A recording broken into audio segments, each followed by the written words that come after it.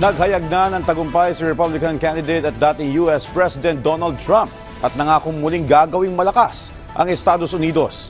Ano kaya ang epekto ng pagbabalik ng Trump presidency sa Pilipinas?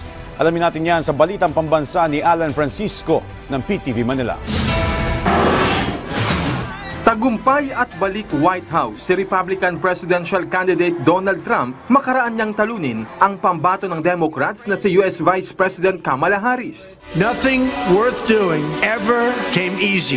Treat the word impossible as nothing more than motivation. Never, ever quit. Never quit. Adversity makes you stronger. Don't give in, don't back down, and never stop doing what you know is right. Ito na ang pagbabalik ni Trump sa White House matapos ang 4 na taon nang magwakas ang kanyang termino bilang Pangulo ng Estados Unidos. Kung maaalala, tumakbo noong 2020 si Trump para sa kanyang second term pero natalo kay President Joe Biden. November 5th, 2024 will be Liberation Day in America. We all salute the same great American flag. Our best days are yet to come. Together, we will make America great again.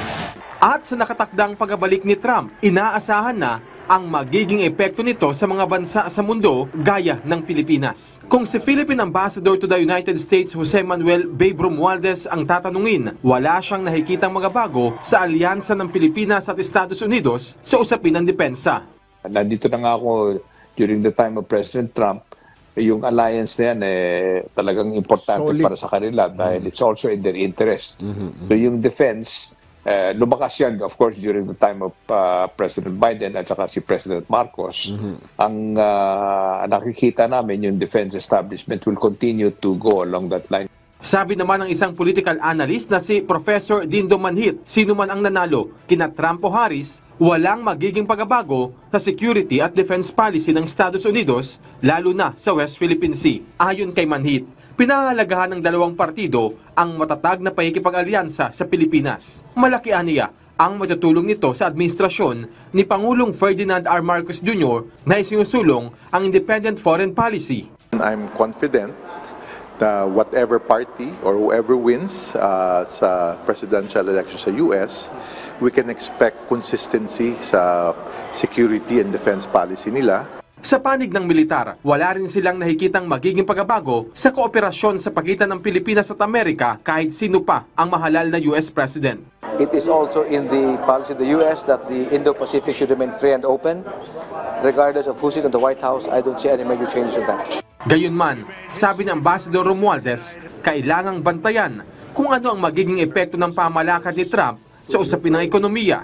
Sa economy, diyan tayo magkakaroon ng something that we have to watch out for kasi iba yung policy ni former President Trump dahil gusto niya ibalik lahat ng mga negosyo ng Amerika sa mga US companies that are operating in China. Kumpiyansa si Ambassador Romualdez na mahalaga para sa Estados Unidos ang pakikipagtulungan nito sa ekonomiya sa Asia, partikular sa Pilipinas. I'm still confident na yung economic ties natin sa US will remain the same dahil importante pa rin yung Asia for American business dahil it's a growing market.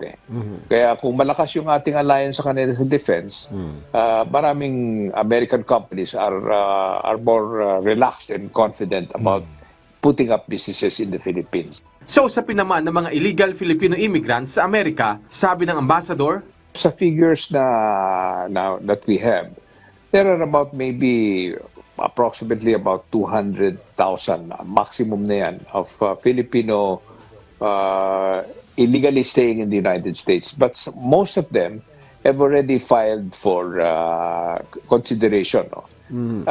Tayo mga Pilipino, hindi naman tayo kagaya ng mga ibang mga illegal aliens dito iba na rin kasi yung mga Pilipino dito ngayon, number one, we're very much appreciated by a lot of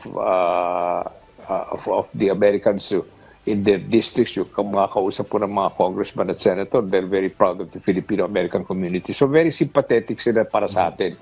So I don't think that there will be really that intense type of thing that they'll go after Filipinos that are staying illegally here. Pero I always advise them na kailangan na sila or voluntarily leave dahil pag ma-deport ka talaga, hindi ka na makakabalik dito sa Amerika.